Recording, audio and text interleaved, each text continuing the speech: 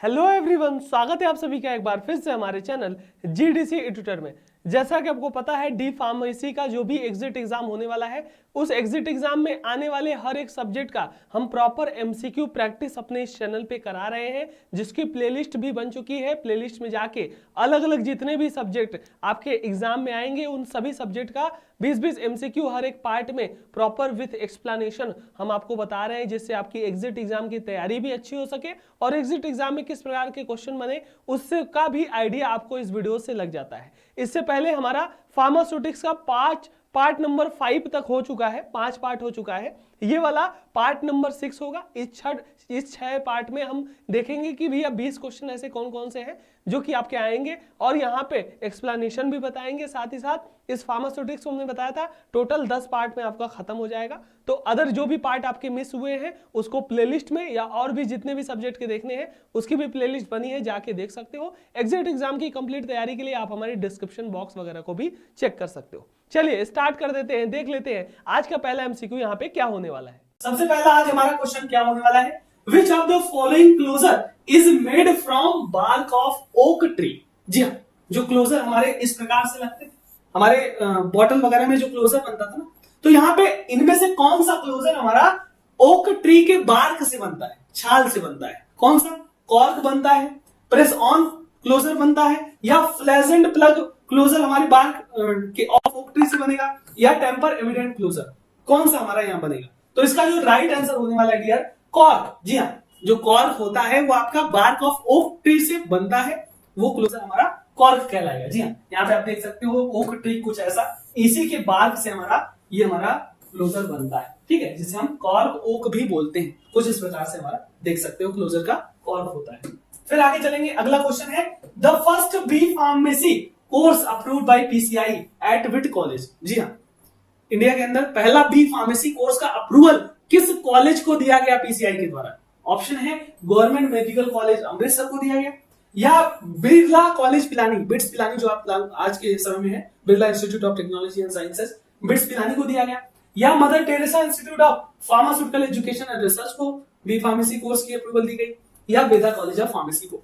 तो इसका जो राइट आंसर होने वाला है, ध्यान दीजिएगा, क्वेश्चन पूछा भी जाता है, Birla college Pilani, bits Pilani, Birla institute of technology and sciences को बी फार्मेसी कोर्स का सबसे पहले अप्रूवल दिया गया है इंडिया में 1954 में। डेट भी याद कर लीजिए, 1954 में पीसीआई के द्वारा। क्लियर है?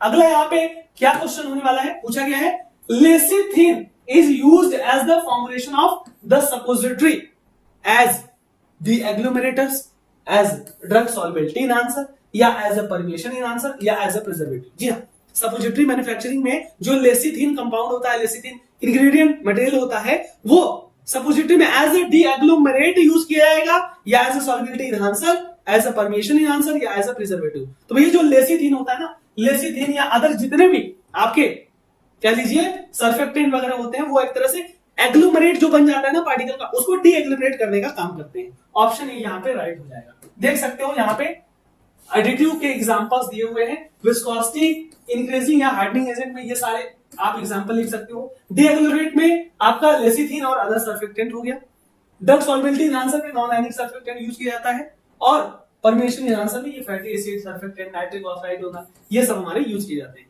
क्लियर? इस एक्सप्लेनेशन से भी क्वेश्चन बन सकते हैं, इसको भी आप लोग स्क्रीनशॉट में ले लीजिएगा। चलिए अगला हमारा यहाँ पे क्वेश्चन क्या होने वाला है, plastic container are generally made from the following material. जी हाँ, जो भी आपके प्लास्टिक के पैकेजिंग कंटेनर होते हैं, प्लास्टिक से बने हुए होते हैं, किन किन टाइप ऑफ प्लास्टिक से बने होते हैं? पॉलीएथाइलिन, पॉलीप्रोपाइलिन, पॉलीस्टाइरिन, या ऑल ऑफ द अबव। तो भैया यहाँ पे जितने भी प्लास्टिक कंटेनर है, लगभग पॉलीप्रोपाइलिन से, पॉलीएथाइलिन से, पॉलीस्टाइरिन से भी बनते हैं, तीनों। ऑल ऑफ द अबव यहाँ पे राइट हो जाएगा। देख सकते हो प्लास्टिक की जब बात आती है ना, तो आपका पीवीसी, पॉलीविनाइल क्लोराइड से भी, पॉलीइथाइलिन, पॉलीस्टाइरिन, पॉलीएमाइड, पॉलीप्रोपाइलिन, ये सब के सब प्लास्टिक कंटेनर से यहाँ पे कंपोजिशन है। ग्लास में आपका जानते हो सैंड का, सोडा ऐश का, लाइमस्टोन का मिक्सचर होता है, कोलेट का, ये तो आपसे पूछा भी जाता है, इससे भी याद कर लो ग्लास अगर पूछेगा तो।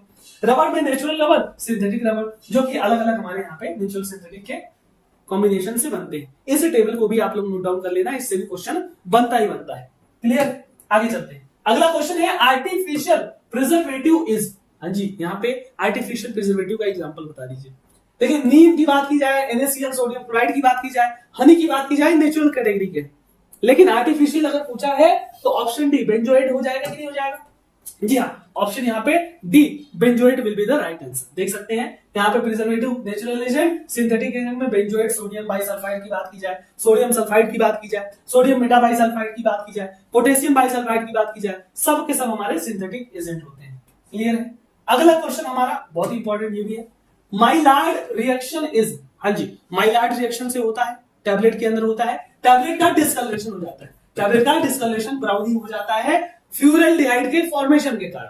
तो भैया ये फ्यूरल्डिहाइड का जो फॉर्मेशन हो रहा है, यानी कि टैबलेट का डिस्कलरेशन हो रहा है, किस रिएक्शन के द्वारा हो रहा है? चलिए, रिएक्शन पहला है कि भैया लैक्टोज और अमीनो एसिड और अल्कलाइन लुब्रिकेंट मिलकर के टैबलेट का डिस्कलरेशन कर रहे हैं, यानी कि फ्यूरल्डिहाइड का फॉर्मेशन कर रहे हैं, या फिर सुक्रोज, अमीनो ड्रग और अल्कलाइन लुब्रिकेंट मिलकर के टैबलेट डिस्कलरेशन कर रहे हैं, या फिर sucrose, protein, alkaline lubricant tablet का डिस्कलरेशन कर रहे हैं, अथवा नन ऑफ द अबव। तो भैया इसका याद कर लो आप माइलार्ड रिएक्शन का कि भैया लैक्टोज होता है, फिर अमीनो एसिड, फिर अल्कलाइन लुब्रिकेंट, ये आपके फ्यूरल्डिहाइड का फॉर्मेशन करेंगे जिससे टैबलेट का डिस्कलरेशन होता है। यहाँ पे आप देख सकते हो अल्कलाइन लुब्रिकेंट में आपका मैग्नीशियम एस्टेट हो गया, lactose, amino acid, amino drug, फिर यहाँ पे आपका due to the formation of furaldehyde ये हमारा डिस्कलरेशन परफॉर्म होता है। क्लियर है? आगे चलते हैं। अगला क्वेश्चन यहाँ पे क्या होने वाला है, the 000 size capsule can fill the volume of, हाँ जी, कैप्सूल के साइज से क्वेश्चन आता था, सबसे बड़ी साइज 000, फिर 00, सिंगल 0, 1, 2, 3, 4, 5 ऐसे करके, तो सबसे बड़े साइज तो यहाँ पे यही हो गए 000। तो 000 साइज में अब सबसे बड़ा वॉल्यूम क्या है यहाँ पे देख सकते हो, 1.35 ml में अगर फिल किया जाए कैप्सूल के अंदर तो 1.35 ml फिल होगा, और mg की बात की जाए 950 mg यहाँ पे फिल होगा सबसे बड़ी साइज यानी 000 साइज के अंदर। ये आपका राइट आंसर होगा 1.35 ml। अब इस टेबल को आप लोग नोट डाउन कर लो, इससे करीब 3 से 4 क्वेश्चन फंस सकते हैं। यहाँ पे क्या है, कैप्सूल का साइज रेंज दिया हुआ है, अप्रॉक्स वॉल्यूम कितना इसमें फिल हो सकता है, और mg में ड्रग कितना फिल हो सकता है। 000 सबसे बड़ी साइज 1.35 ml, 00 में 0.95, ऐसे कर करके अपना निमोनिक बना के याद कर सकते हो। अगर वेट की बात की जाए 000 में 950 mg, इसमें 650, सिंगल 0 में 450, 300, 250, 200, 150, सब इस टेबल को आप लोग जरूर याद कर लेना। आगे चलते हैं। अगला क्वेश्चन यहाँ पे भैया इमल्सन से है, बहुत ही ज्यादा इंपॉर्टेंट है। For preparing emulsion using volatile oil the ratio of oil water and gum is, हाँ जी, इमल्सन का प्रिपरेशन अलग अलग ऑयल के द्वारा करते थे, एक हमारा वोलाटाइल ऑयल, एक हमारा फिक्स्ड ऑयल, एक हमारा मिनरल ऑयल। इन सारे ऑयल अलग अलग ऑयल जब लेते हैं तो आपका ऑयल वाटर गम का प्रोपोर्शन अलग अलग होता है। तो जब वोलाटाइल ऑयल लेकर के कोई हमारा इमल्सन का प्रिपरेशन हो रहा है तो ऑयल वाटर गम का क्या रेशियो होगा, 4:2:1, 2:2:1, 3:2:1 या 1:2:1। ध्यान देना, वोलाटाइल ऑयल जब पूछा जाए तो आप बोलोगे सर 2:2:1 आपका ऑयल वाटर गम का होगा। अब एक्सप्लेनेशन में टेबल को देख लो, इससे क्वेश्चन बनेंगे। देखो वोलाटाइल ऑयल में तो ऑयल वाटर का 2:2:1। अगर पूछते सर फिक्स्ड ऑयल लेकर के हम बना रहे हैं बॉटल मेथड के द्वारा, फिक्स्ड ऑयल लेकर के, तो वहां पे ऑयल वाटर गम का रेशियो 4:1 हो जाएगा। अगर सर मिनरल ऑयल लेकर के बना रहे हैं तो आपका 3:2:1 हो जाएगा। ओलियो रेजिन वाली सिस्टम है तो वहां पे आपका 1:2:1। इसको नोट डाउन कर लो, इससे क्वेश्चन बनेंगे ही बनेंगे। आगे चलते हैं। अगला क्वेश्चन है the beta form crystallizes out the liquefied cocoa butter with stirring at 24 degree Celsius, 18 से 23, 28 से 31 डिग्री या 34 से 35 डिग्री। देखो जो कोकोआ बटर होता है ना, कोकोआ बटर का alpha form, beta form, gamma form, अलग अलग फॉर्म होता है। तो वही बताया है कि जो बीटा फॉर्म होता है कोकोआ बटर का, वो क्रिस्टलाइज आउट हो जाता है अगर आप कितने डिग्री सेल्सियस पे स्टिरिंग कर रहे हो। तो इसका राइट आंसर होगा सर बीटा फॉर्म के लिए 28 से 31 डिग्री का जो मेल्टिंग पॉइंट होता है ना, इस टेम्परेचर पे अगर आप स्टिरिंग कर रहे हो तो वो क्रिस्टलाइज आउट हो जाएगा, है ना। क्या हो जाएगा, क्रिस्टलाइज आउट हो जाएगा। देख सकते हो यहाँ पे कि भैया alpha form, beta form, gamma form, ये सारे, है ना, 28 से 31 डिग्री में ये हमारा हो जाएगा। ठीक है, आगे चलते हैं। अगला क्वेश्चन क्या है, पूछा गया है examples of blocking agent as antioxidant use in sterile product. हाँ जी, स्ट्राइल प्रोडक्ट में एंटीऑक्सीडेंट यूज किया जाता है ताकि ऑक्सीडेशन ना हो, खराब ना हो। तो एंटीऑक्सीडेंट दो प्रकार के, एक होते हैं हमारे ब्लॉकिंग एजेंट, है ना, एक, और एक होते हैं हमारे रिड्यूसिंग एजेंट। ध्यान देना, एक ब्लॉकिंग एजेंट होते हैं, एक रिड्यूसिंग एजेंट होते हैं। तो यहाँ पे ब्लॉकिंग एजेंट का एग्जाम्पल पूछा है, तो भैया सोडियम बाइसल्फाइड, सोडियम मेटाबाइसल्फाइड और अस्कॉर्बिक एसिड, ये तीनों एग्जाम्पल है रिड्यूसिंग एजेंट एंटीऑक्सीडेंट की। किसके है? Reducing agent. पूछा था ब्लॉकिंग एजेंट, तो यहाँ पे अस्कॉर्बिक एसिड एस्टर, ध्यान देना ये है आपका blocking agent. Option number D right हो जाएगा। चलिए एक्सप्लेनेशन जब आप देखोगे डियर, तो क्या देख सकते हो यहाँ पे रिड्यूसिंग एजेंट है एंटीऑक्सीडेंट का, और ये ब्लॉकिंग एजेंट है। रिड्यूसिंग में आपका ascorbic acid, sodium bisulphide, metasulphide, और ब्लॉकिंग एजेंट में हमारा यहाँ पे ऑक्सीडेशन चेन रिएक्शन को ब्लॉक कर देते हैं, ठीक है। Ascorbic acid ester, butylated hydroxy tolerant, BST जिसे बोलते हैं, BHA जिसे ब्यूटिलेटेड हाइड्रोक्सी एनिसोल बोलते हैं, और नॉन डिहाइड्रोग्लूरेटिक एसिड NDCA, ठीक है। ये हमारा कंसंट्रेशन से भी क्वेश्चन पूछेगा, तो यहां से आप कर सकते हो।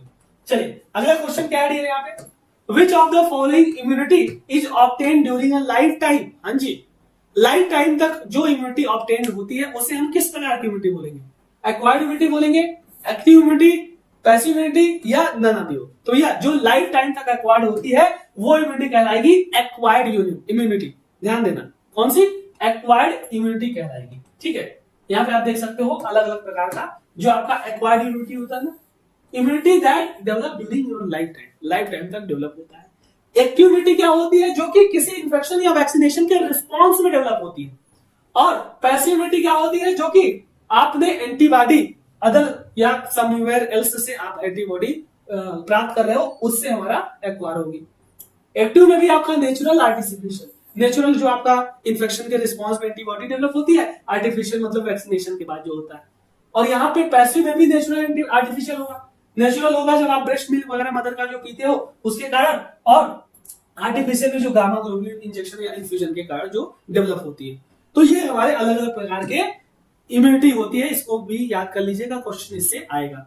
आगे चलते हैं, अगला क्वेश्चन क्या पूछा गया है, what should be the density of dosage form to be potential candidate for gastroretentive drug delivery system, GRDDS बोले तो गैस्ट्रोरिटेंटिव ड्रग डिलीवरी सिस्टम, यानी कि फ्लोटिंग, यानी आपके स्टमक में फ्लोट करे, ज्यादा देर तक रिटेंशन बना रहे लॉन्ग टर्म तक। तो भैया गैस्ट्रोरिटेंटिव ड्रग डिलीवरी सिस्टम के लिए क्या हमारा डेंसिटी होना चाहिए डोजेज फॉर्म का, ताकि वो GRDDS का फॉर्मुलेशन हो सके। तो उस डोजेज फॉर्म की डेंसिटी लेस देन 1 ग्राम पर सेंटीमीटर क्यूब होनी चाहिए, या मोर देन 5 ग्राम पर सेंटीमीटर क्यूब होनी चाहिए, लेस देन 10 ग्राम पर सेंटीमीटर क्यूब होनी चाहिए, या मोर देन 20 ग्राम पर सेंटीमीटर क्यूब होना चाहिए। तो भैया गैस्ट्रोरिटेंटिव ड्रग डिलीवरी सिस्टम में जो आइडियल डेंसिटी होनी चाहिए लेस देन, हाँ जी, डेंसिटी कम हो तभी तो वो फ्लोट करेगा, रिटेंशन बनाए रहेगा, लेस देन 1 ग्राम पर centimetre cube.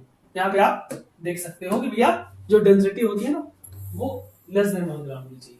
Shape and size कितना होना चाहिए उसके बारे से भी क्वेश्चन आएगा। फूड इंटेक, नेचुरल मील, ये सारी चीजें से आपका गैस्ट्रोरिटेंटिव में चीजें फैक्टर्स हमारी जो इसको बनाने में अफेक्ट करती है। आगे चलते हैं, अगला क्वेश्चन है vesicle size distribution and zeta potential of transferosomes determined by the. जी हां, ट्रांसफेरोसोम्स का जो वेसिकल साइज डिस्ट्रीब्यूशन और जीटा पोटेंशियल होता है वो डिटरमाइन किया जाता है किसके द्वारा? डायनेमिक लाइट स्कैटरिंग मेथड के द्वारा, या फोटोन कोरिलेशन स्पेक्ट्रोस्कोपी के द्वारा, या फिर HPLC मेथड के द्वारा, या फिर नेफ्लोमीटर के द्वारा। तो भैया सिंपल सा है, आपका जो vesicle size distribution zeta potential वो आपका ट्रांसफेरोसोम का डायनेमिक लाइट स्कैटरिंग मेथड के द्वारा। जी हाँ, देख सकते हो आप, डायनेमिक लाइट स्कैटरिंग जो मेथड होता है ना वो आपका ट्रांसफेरोसोम का वेसिकल साइज डिस्ट्रीब्यूशन और जीटा पोटेंशियल डिटरमाइन करता है। अलग अलग हमारे यहाँ पे कैरेक्टराइजेशन देख सकते हो ट्रांसफेरोसोम के रिगार्डिंग। आगे चलते हैं, अगला क्वेश्चन यहाँ पे क्या होने वाला है, synthetic elastomer like polyisobutylene, polybutadiene are used for preparation of. जी हाँ, कुछ सिंथेटिक पॉलीमर इलास्टोमर ये अपने पढ़ा है। तो यहाँ पे कुछ सिंथेटिक इलास्टोमर, जैसे आपका पॉलीआइसोब्यूटाइलिन की बात की गई है, पॉलीब्यूटाडाइन की बात की गई है, ये किस प्रोडक्ट के, किस डोसेज फॉर्म के प्रिपरेशन में यूज किए जाएंगे? ट्रांसडर्मल ड्रग डिलीवरी सिस्टम में, या लिपोसोम के प्रोडक्शन में यूज किए जाएंगे, नैनो पार्टिकल या नियोसोम के प्रोडक्शन में। तो सिंपली हमारे जो इलास्टोमर है ना synthetic, transdermal drug delivery system में यूज किए जाते हैं। जी हाँ, यहाँ पे आप देख सकते हो during the transdermal drug delivery system कुछ नेचुरल पॉलीमर यूज किए जाते हैं, कुछ सिंथेटिक इलास्टोमर और कुछ सिंथेटिक पॉलीमर। यहाँ पे ये एग्जांपल्स हमारे सिंथेटिक इलास्टोमर के यूज किए जाएंगे। क्लियर है? अगला क्वेश्चन है ट्रेड नेम से, ब्रांड नेम से पूछा गया है। जो डिपोसाइट एक ब्रांड नेम है किस ट्रक का? हाँ जी, ब्रांड नेम डिपोकोर, डिपोसाइट ट्रेड नेम होता है ना, किस ट्रक का ब्रांड नेम है डियर? अम्फोटेरिसिन बी का, सिट्राबाइन का, डाउनोर्बिशिन का या मॉर्फिन का? तो यहाँ पे डिपोसाइट की बात हो रही है, तो ये ब्रांड नेम है साइटाराबिन का। जी हाँ, सिटारबिन का। ठीक है, ऑप्शन यहाँ पे बी हो जाएगा। एक्टिव इंग्रेडिएंट हमारे, और इसके ट्रेड नेम से भी क्वेश्चन आते हैं, इसको भी आप लोग जरूर स्क्रीनशॉट ले लेना। आगे चलते हैं, अगला क्वेश्चन क्या है? In arsenic test the residue is dried in an oven at which degree Celsius for 30 minute? हाँ जी, आर्सेनिक टेस्ट में जो रेजिड्यू होता है वो ड्राई किया जाता है 30 मिनट के लिए, तो ठीक है मालूम है, लेकिन कितने डिग्री सेल्सियस पे? 100 डिग्री सेल्सियस पे, 130, 121 या 200 डिग्री सेल्सियस? तो सिंपली इसका आंसर होगा सर 130 डिग्री सेल्सियस पे हमारा ड्राई किया जाता है रेजिड्यू को। कहां पे? आर्सेनिक टेस्ट के दौरान। और 30 मिनट उसका फ्रीक्वेंसी, यहाँ पे देख सकते हो 130 डिग्री सेल्सियस है ना। आर्सेनिक टेस्ट का यहाँ पे प्रोसीजर जब पढ़ोगे तो वहां पे आपको दिख जाएगा। आगे चलते हैं, अगला क्वेश्चन यहाँ पे पूछा गया है clean room classification as per schedule M grade A is used for the. जी शेड्यूल एम के ग्रेड ए के अकॉर्डिंग जो क्लीन रूम का क्लासिफिकेशन है ना, उसमें क्या बताया गया है? क्लीन रूम के क्लासिफिकेशन में असेप्टिक प्रिपरेशन एंड फिलिंग के लिए वो क्लीन रूम का क्लासिफिकेशन ग्रेड ए का बताया गया है, या background room condition activities for activities required grade A, या सोल्यूशन जिसे हम फिल्टर कर रहे हैं उसके प्रिपरेशन के लिए वो हमारा क्लीन रूम बनाया गया है उसका क्लासिफिकेशन, या वॉशिंग के बाद जो आपका कंपोनेंट का हैंडलिंग करना है उसके लिए हमारा शेड्यूल एम के अकॉर्डिंग ग्रेड ए का यूज किया जाता है क्लीन रूम क्लासिफिकेशन का। तो सिंपली आपका यहाँ पे राइट आंसर होगा जो एसेप्टिक प्रिपरेशन और फिलिंग हम करते हैं ना, तो उसी के लिए आपका शेड्यूल एम में जो आपका ग्रेड ए बताया गया है ना, वो एसेप्टिक प्रिपरेशन यानी कि जो हमारे पेरेंट्रल के प्रिपरेशन और फिलिंग के एरिया बताया गया। ठीक है, इसका यहाँ पे ग्रेड देख सकते हो, ग्रेड ए एसेप्टिक प्रिपरेशन और फिलिंग के लिए बताया गया है, grade B background room condition के लिए बताया गया है, grade C solution to be filtered जो है उसके प्रिपरेशन के लिए, और ग्रेड डी हमारा कंपोनेंट आफ्टर वॉशिंग की हैंडलिंग के लिए। क्लियर है? चलिए आगे चलते हैं, अगला क्वेश्चन यहाँ पे क्या होने वाला है? ICH guideline for stability studies for Q1C। जी हाँ, Q1C के स्टडी के लिए जो आईसीएच गाइडलाइन है क्या बताया गया? Stability testing for new substances and product, stability testing for new doses forms के आईसीएच गाइडलाइन है Q1C, या इवैल्यूएशन ऑफ स्टेबिलिटी डाटा, या नन ऑफ द अबव। तो भैया आईसीएच गाइडलाइन का Q1C किसके बारे में बात करता है डियर? बात करता है आपके stability testing for new doses form के स्टेबिलिटी टेस्टिंग के बारे में बताता है। ठीक है, यहाँ पे देख सकते हो new doses form Q1A, Q1B, Q1D, इससे भी आप क्वेश्चन बना सकते हो, देख सकते हो। ठीक है, अगला क्वेश्चन यहाँ पे क्या है? Ceiling of capsule is achieved by heating eight. हाँ जी, जब कैप्सूल सेल बना रहे थे तो हमारा स्पिनिंग, टिपिंग, ट्रिमिंग, सीलिंग ये सब होता था ना, तो भैया वही पूछा गया है कि जो कैप्सूल की सीलिंग होती है ना, वो कितने डिग्री सेल्सियस पे हीट करके हमारी अचीव की जाती है? तो यहाँ पे 100 degree Celsius, 20 degree Celsius, 30 to 40 या 70 डिग्री सेल्सियस। तो सिंपली इसका राइट आंसर होगा सर 37 to 40 डिग्री सेल्सियस पे हीट करके हम सीलिंग करते हैं जो सॉफ्ट जिलेटिन कैप्सूल का होता है ना, 37 से 40 डिग्री सेल्सियस। क्लियर है? आज का लास्ट हमारा एमसीक्यू क्या है? Gelatin is the hydrolysed product of pectin, tannin, shellac या कोलेजन। तो भैया कोलेजन नामक प्रोटीन से ही तो हाइड्रोलाइज्ड प्रोडक्ट होता था, किसका? जिलेटिन। ठीक है, तो कोलेजन एनिमल कोलेजन से बनता है ना, तो जिलेटिन एक कोलेजन का हाइड्रोलाइज्ड प्रोडक्ट है। यहाँ पे आप देख सकते हो कि जिलेटिन क्या है? Animal collagen. जी हाँ, एनिमल्स का जो कोलेजन का एक्सट्रैक्शन होता है उसी का हाइड्रोलाइज्ड प्रोडक्ट होता है जिलेटिन, उसी से बनता है, चाहे वो एसिड प्रोसेस हो, एल्कलाइन प्रोसेस हो, यहाँ पे बोन्स से, ड्राई बोन से, फॉर्क स्किन से, है ना, तो वो सारी प्रोसेस आप तो जानते ही रहते हो। क्लियर है? ये रहे टोटल आपके 20 क्वेश्चन विद प्रॉपर एक्सप्लेनेशन थे। उम्मीद होगी ये सारे क्वेश्चन आपको समझ में आए होंगे। एक बार रिवाइज कीजिएगा, थ्योरी वगैरह देख के इसको आप दोबारा से अगर करोगे तो और अच्छे से आपको समझ में आएगा। इसके पहले के जो भी पार्ट हो चुके हैं वो पार्ट आपको प्लेलिस्ट से मिल जाएगी, उसको देख लीजिएगा। आने वाले पार्ट नंबर 7 में आपसे मिलेंगे, और डिस्क्रिप्शन बॉक्स वगैरह भी चेक कर लीजिएगा। एग्जिट एग्जाम की तैयारी के लिए नोट्स, बुक वगैरह सब कुछ आपको यहाँ से मिल जाएगा। उम्मीद होगी क्लास समझ में आई होगी। मिलते हैं पार्ट नंबर 8 में, तब तक के लिए पढ़ाई करते रहिए। Thank you so much, all the very best.